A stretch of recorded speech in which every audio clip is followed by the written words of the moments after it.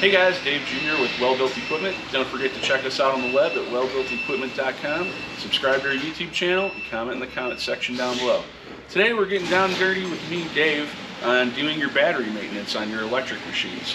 So we have our JCB 1930 here.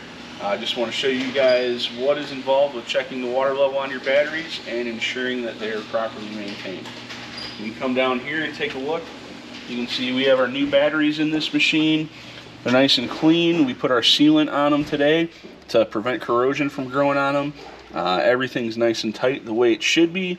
We go ahead and open up one of the caps here and just show you guys the inside. So these are wet cell batteries. They have lead inside of them. They do use water, so you have to maintain the water levels in them.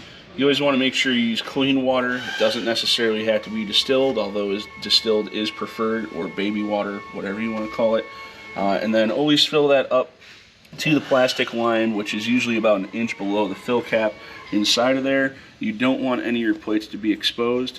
The best time to do that is after the machine is fully charged, and then go ahead and close them up. If you have multi-cap systems like these Trojans, you have to unscrew every single cap, check the water level in each one because they're individual compartments. If you have one that has the big twist thing, you twist it, pop it open, and then you can fill all three of them. Alright, cool. So now you guys are up to speed on doing your battery maintenance on machines.